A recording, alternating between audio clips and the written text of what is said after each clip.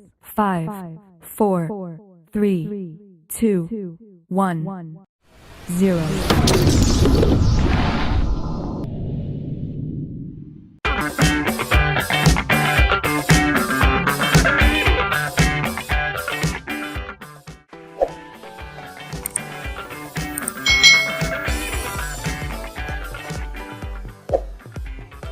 Hai hai hai, selamat datang di channel YouTube Kak Citra. Apa kabar adik-adik semuanya? Kak Citra berharap kalian dalam keadaan yang baik, sehat, dan siap untuk belajar ya. Hari ini kita akan belajar bersama-sama untuk mata pelajaran tematik kelas 3. Kita belajar di tema 7, Perkembangan Teknologi, subtema 1, Perkembangan Teknologi Produksi Pangan, pembelajaran yang ketiga. Mari adik-adik kita belajar dengan penuh semangat ya. Adik-adik perhatikan gambar berikut ini. Hari ini rumah Lani dikunjungi oleh Bibi, Udin, Edo, Beni, Dayu, dan Siti juga berkunjung ke rumah Lani. Mereka berkumpul di ruang makan. Bibi Lani bekerja di pabrik pengolahan makanan. Bibi menceritakan macam-macam cara mengolah bahan makanan. Bibi menunjukkan teks bacaan tentang teknologi pangan. Udin, Edo, Beni, Dayu, Siti, dan Lani membaca bersama-sama. Nah, ini adalah bacaan tentang hasil teknologi pangan. Mari adik-adik kita baca ya. Manusia butuh makanan terus-menerus. Bahan makanan yang diperlukan berasal dari hasil panen. Panen terjadi pada waktu tertentu saja. Oleh karena itu, dicarilah cara agar makanan dapat bertahan lebih lama.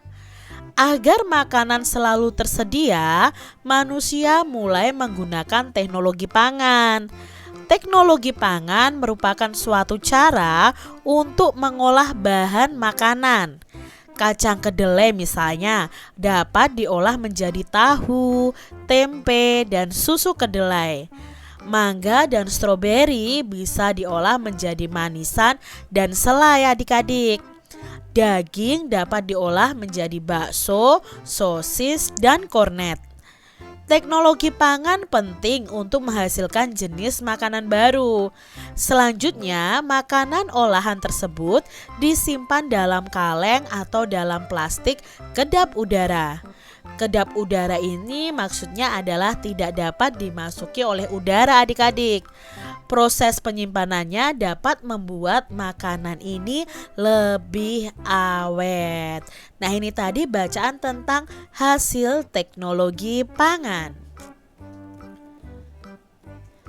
Carilah jenis makanan baru yang dihasilkan oleh teknologi pangan. Nah, kelompokkan jenis makanan hasil panennya dan makanan hasil teknologi pangannya. Kalian bisa tuliskan dalam bentuk tabel seperti ini adik-adik. Misalnya, hasil panennya kacang kedelai. Nah, kacang kedelai itu bisa diolah dengan teknologi pangan menjadi apa? Oh, menjadi misalnya di sini tahu, tempe, ya ini kacang kedelainya, menjadi susu kedelai ya. Lalu mangga atau buah-buahan itu hasil panennya bisa diolah menjadi apa dengan teknologi pangan supaya lebih awet, maka diolahlah menjadi manisan seperti ini. Ada manisan mangga, manisan salak ya, dan lain sebagainya. Lalu untuk hasil panennya dari peternakan itu daging. Nah, daging ini supaya awet bisa dibuat apa? Misalnya bisa dibuat bakso, bisa dibuat sosis, bisa dibuat kornet adik-adik. Dan di sini misalnya hasil panennya stroberi. Nah, stroberi ini misalnya bisa dibuat selai roti adik-adik. Jadi hasil panen itu akan diolah dengan teknologi yang ada supaya hasil olahannya itu menjadi lebih awet lagi adik-adik untuk digunakan manusia. Adik-adik, amatilah kalimat yang berwarna merah pada teks hasil teknologi pangan. Kalimat tersebut merupakan kalimat utama pada setiap paragrafnya. Adik-adik tentunya masih ingat ya apa itu paragraf, sudah Kak Citra jelaskan di pembelajaran sebelumnya. Nah, bacaan ini itu ada 3 paragraf adik-adik. Nah, setiap paragrafnya itu memiliki kalimat utama. Kumpulan kalimat utama disebut dengan ringkasan. Misalnya di paragraf 1 ini kalimat utamanya adalah manusia butuh makanan terus-menerus. Lalu di paragraf kedua, agar makanan selalu tersedia, manusia mulai menggunakan teknologi pangan. Di paragraf yang ketiga, teknologi pangan penting untuk menghasilkan jenis makanan baru. Nah, kalau kumpulan kalimat utama ini dijadikan satu, itu bisa disebut dengan ringkasan. Ringkasan itu biasanya isinya adalah inti dari bacaan tersebut. Tuliskan kembali kalimat utama dari setiap paragraf agar dapat terbentuk ringkasan. Nah, contohnya di sini ya, dari bacaan ini ringkasannya seperti ini adik-adik. Manusia butuh makanan terus-menerus. Agar makanan selalu tersedia, manusia mulai menggunakan teknologi pangan. Teknologi pangan penting untuk menghasilkan jenis makanan baru. Itu ringkasan dari bacaan ini. Setelah membaca dan bercerita tentang teknologi pangan, Lani mengajak teman-temannya bernyanyi bersama. Bibi Lani memperkenalkan sebuah lagu baru. Nah, lagunya ini berjudul Tukang Sayur, karya Pak Ate Mahmud. Adik-adik bisa cari ya video tentang lagu Tukang Sayur. Kebetulan di video Kak Citra tidak ada lagu tentang tukang sayur ya. Nah, nanti Kak Citra akan coba cari linknya. Kak Citra akan taruh di description box untuk lagu Tukang Sayur karya Pak Ate Mahmud. Kita baca dulu saja syairnya ya. Di depan rumah kami setiap pagi lewat tukang sayur langganan ibu. Sayur, sayur, sayur, sayur. Demikian seru bang tukang sayur. Dari rumah ke rumah tak kenal lelah. Dijualnya sayur dengan ramahnya. Sayur, sayur, sayur, sayur. Demikian seru bang tukang sayur. Coba ya adik-adik kalian belajar lagu Tukang Sayur karya Pak Ate Mahmud ini. Masih ingatkah adik-adik arti dari pola irama? Nah, pola irama adalah susunan sekelompok bunyi yang muncul berulang-ulang secara teratur dalam sebuah lagu. Apakah lagu Tukang Sayur ini memiliki pola irama yang berbeda adik-adik? Ya adik-adik ya, memiliki pola irama yang berbeda. Ya, karena apa? Ya pasti setiap syair itu pola iramanya akan berbeda-beda. Coba nyanyikan lagu tersebut secara bergantian dengan teman kalian. Iringi nyanyian temanmu itu dengan berbagai gerakan untuk menunjukkan pola irama. Misalnya pola irama pertama itu diiringi dengan tepuk tangan. Lalu pola irama kedua bisa diiringi dengan petikan jari atau jentikan jari tangan. Pada lirik lagu tersebut, pola irama yang berbeda itu ditandai dengan gambar alat musik yang berbeda. Nah, di sini ada gambar suling, ada gambar kecapi dan gambar kendang. Nah, ini menunjukkan bahwa setiap syair lagu ini dinyanyikan dengan pola irama yang berbeda.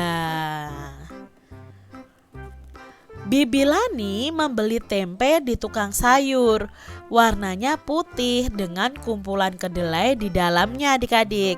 Lani dan teman-teman mengamatinya. Tempe yang dibeli Bibi cukup besar. Udin mengajak teman-teman mengukur luas permukaan bidang tempe. Tempe tersebut berbentuk persegi. Udin mengukur luas tempe menggunakan potongan segitiga yang terbuat dari daun pisang.